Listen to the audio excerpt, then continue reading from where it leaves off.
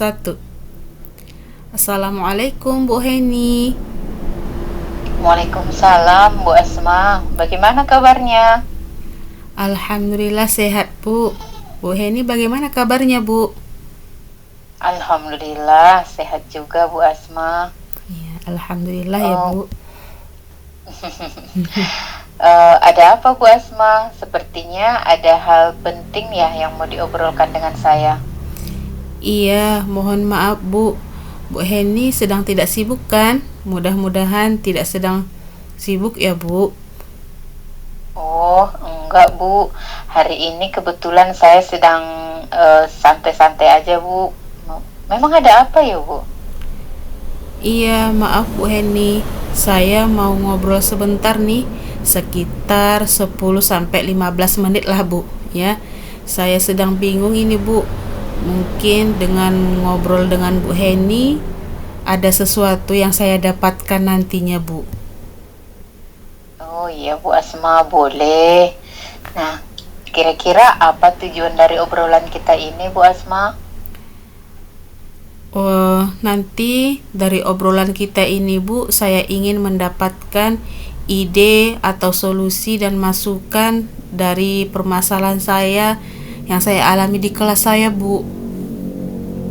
Oh, Bu Asma ingin mendapatkan solusi, ide atau saran dari permasalahan masalahnya, begitu ya Bu ya? Iya Bu. Oh, di sini saya ingin bercerita sebentar, boleh ya Bu? Boleh, boleh, silakan. Ya Bu.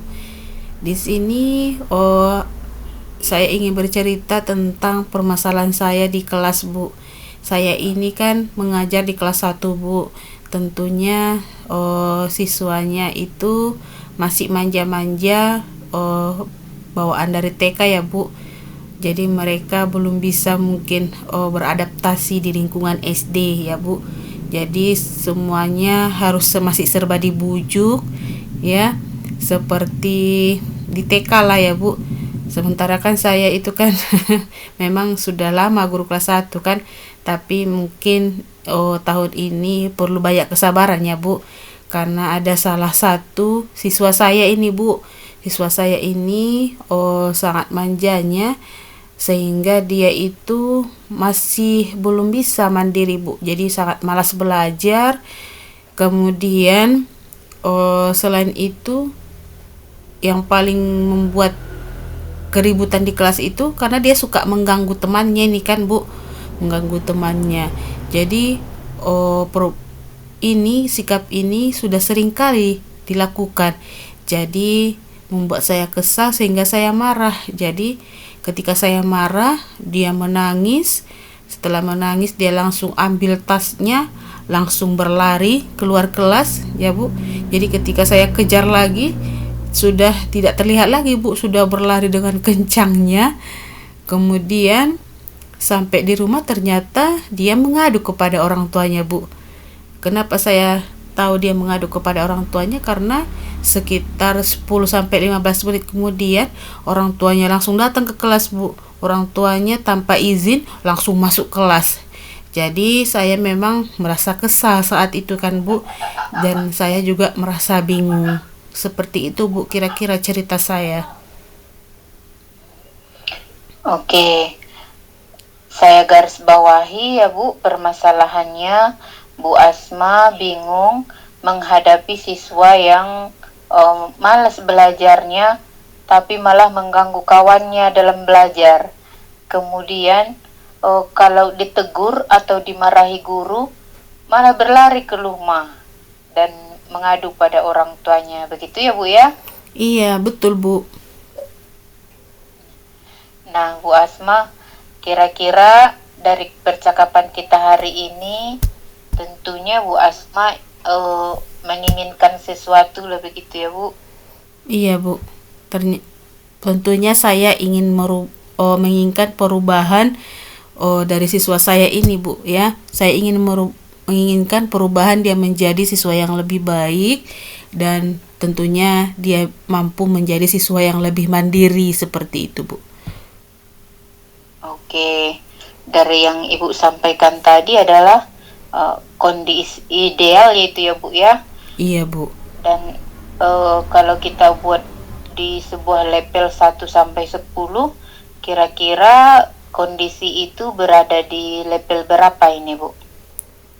Kalau saya menilai kalau kondisi di sekolah saya ini masih berada di level 5 lah, Bu. Oke, di level 5 ya, di kondisi sekarang ini. Iya, Nah, Bu. kira-kira di level berapa bisa ditingkatkan agar terlihat adanya perubahan yang seperti Bu Asma harapkan? Iya, Bu. Kalau di kelas 1 mungkin anak-anak perlu lebih banyak belajar ya, Bu. Jadi saya menginginkan memang tidak dipaksa, Bu kan, tapi ibaratnya mau seperti itulah, Bu ya. Jadi saya menginginkan memang ada perubahan sampai ke level 9 lah, Bu, seperti itu. Level 9 ya Bu ya. Iya, Bu. Mantap Bu. Berarti adanya perubahan dari level 5 ke level 9. Iya, Bu. Nah, kira-kira usaha apa yang akan Ibu lakukan untuk menciptakan adanya perubahan tersebut? Kalau usaha yang ingin saya lakukan adalah yang pertama itu yang terlintas ya, Bu. Mungkin pendekatan kepada siswa, melakukan pendekatan kepada siswa tersebut, kemudian mungkin menerapkan pembelajaran yang lebih menyenangkan seperti itu, Bu. Oke Bu. Nah, untuk perubahan sikap Ibu dan sikap siswa ini, kira-kira nih Bu, strategi apa yang akan Ibu terapkan? Kalau untuk strategi, tadi kan saya rencanakan itu, tadi saya sampaikan Bu, mungkin pendekatan kepada siswa. Jadi strategi yang akan saya lakukan yang terpikir saya saat ini yaitu dengan melaksanakan mungkin praktek coaching kepada siswa tersebut ya, Bu, atau metode coaching. Karena metode coaching ini saya anggap itu mampu lebih mungkin mendekatkan saya kepada siswa tersebut ya, Bu. Kemudian selain itu mungkin saya akan menerapkan pembelajaran berdiferensiasi ya, Bu, karena saya beberapa kali pernah ya melihat video-video tentang pembelajaran berdiferensiasi ini. Saya lihat sangat cocok kepada siswa karena lebih mengetahui bagaimana kondisi para siswa kita di dalam kelas seperti itu, Bu. Kemudian mungkin selain itu lebih intens lah, Bu ya, lebih aktif lah berkomunikasi dengan orang tua siswa tersebut seperti itu, Bu. Wah, strategi yang bagus sekali ya Bu Asma ya. Memang kalau strategi coaching ini banyak sekali manfaatnya ya Bu, dapat menggali berbagai hal begitu. Nah, Iya, kira-kira Bu. Ibu Asma, dari strategi-strategi yang sudah Ibu sampaikan tadi, yang sudah Ibu rencanakan itu, kira-kira mana ya yang lebih cepat terrealisasikan? Iya, Bu. Menurut saya yang lebih cepat terrealisasikan itu adalah dengan melaksanakan pendekatan dengan sistem coaching ya, Bu, kepada siswa. Yaitu karena dia dapat menggali apa yang membuatnya malas belajar, apa yang membuat siswa tersebut mungkin sering mengganggu temannya, dan apa yang membuat siswa itu terlalu manja sehingga dia harus mengadu kepada orang tuanya dengan menangis ya, pergi pulang ke rumah. Yang mungkin itu hanya salah satu siswa yang kita lihat yang seperti itu kan. Kalau siswa yang lainnya tidak seperti itu, Bu. Jadi kalau dia mungkin karena sudah kelewatan manjanya ya, Bu.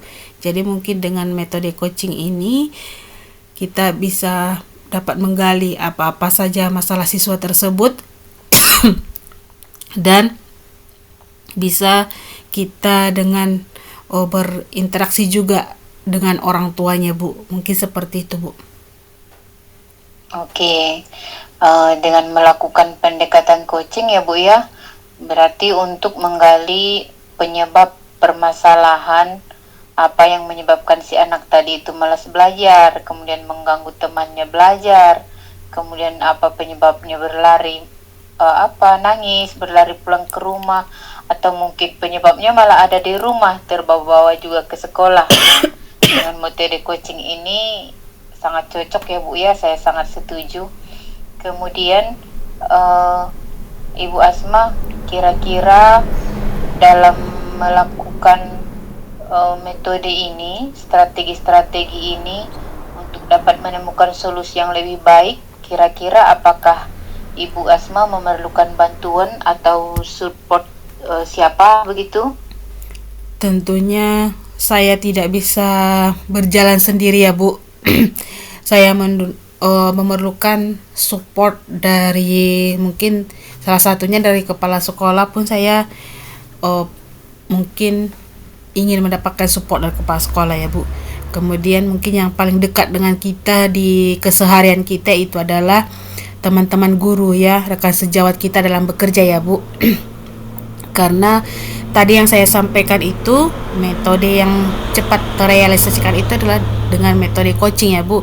Jadi dengan metode coaching ini kan saya memerlukan rekan guru yang lain yang bisa mengamati saya saat melaksanakan coaching. Jadi ketika ada di sana permasalahan atau kekurangan-kekurangan dari saat saya melaksanakan coaching ini, teman sejawat bisa memberikan masukan-masukan seperti itu Ibu.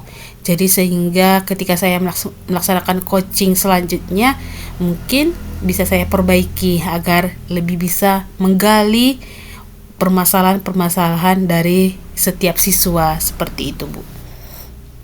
Ya, intinya berkolaborasi dengan rekan-rekan sejawat ya Bu ya. Iya Bu, betul Ya, Bu. saya sangat setuju itu Bu, karena ada juga istilah yang mengatakan kalau ingin terbang jauh, kalau ingin terbang tinggi, terbanglah sendiri, tapi kalau ingin terbang jauh, terbanglah bersama-sama. Itulah Iya Bu. pentingnya berkolaborasi ya Bu ya. Iya. Ternyata Bu Nah, Heni jago juga ini ya Bu. enggak sih Bu. Kira-kira untuk melaksanakan semua rencana dan strategi ini, apa komitmen yang Ibu Asma buat? Mungkin komitmen yang saya buat itu dengan melaksanakan apa yang saya rencanakan ini secepatnya ya Bu, tanpa bertele-tele. Jadi saya tidak ingin nanti saya punya rencana tapi saya tidak jalankan seperti itu ya Bu. Saya ingin memang betul-betul apa yang saya rencanakan ini saya laksanakan secepatnya, dan nanti saya berkomitmen harus ada perubahan di kelas saya seperti itu Bu. Iya baik Bu Asma. Kira-kira kapan Ibu Asma merealisasikannya? Kalau saya berencana itu Bu, insya Allah besok langsung saya realisasikan Bu. Ya, setelah apel pagi masuk kelas, saya akan mencoba untuk memanggil siswa yang bermasalah tersebut. Mungkin secara sendiri ya Bu, kami berdua mungkin di kantor bisa ingin melaksanakan praktek coaching langsung kepada siswa ini Bu, untuk mendapatkan lebih cepat perubahan itu ya Bu, seperti itu. Mantap ya Bu. Ikan cepat ikan gabus, lebih cepat lebih bagus begitu kira-kira. Iya Bu. Iya. Iya. Saya dukung penuh ya Bu ya. Mantap sekali. Nah, dari percakapan kita ini Bu, apakah Ibu Asma sudah mendapatkan sesuatu dari apa yang sudah kita bincangkan? Kalau untuk mendapatkan sesuatu, alhamdulillah saya sudah mendapatkan ide, saran dan masukan dari Bu Heni ya, dengan arahan tadi pertanyaan-pertanyaan dari Bu Heni, saya bisa menggali ide-ide apa yang ingin saya terapkan terhadap siswa saya yang bermasalah Bu, untuk menjadi lebih baik lagi ke depannya itu Bu. Alhamdulillah Bu Asma, sudah mendapatkan manfaat dari percakapan kita ini. Mudah-mudahan rencana Bu Asma membuahkan hasil. Dan jangan lupa mencatat setiap perkembangan kemajuannya ya Bu. Nantinya bisa dijadikan refleksi serta contoh untuk teman yang lain. Iya Bu, insya Allah saya tidak akan lupa untuk mencatat setiap perkembangan yang sudah saya laksanakan. Nanti bisa lagi cerita-cerita ke depannya kepada Bu Heni ya Bu. Terima kasih banyak ya Bu untuk waktunya. Sama-sama Bu Asma. Iya, Assalamualaikum Bu Heni. Waalaikumsalam warahmatullahi wabarakatuh.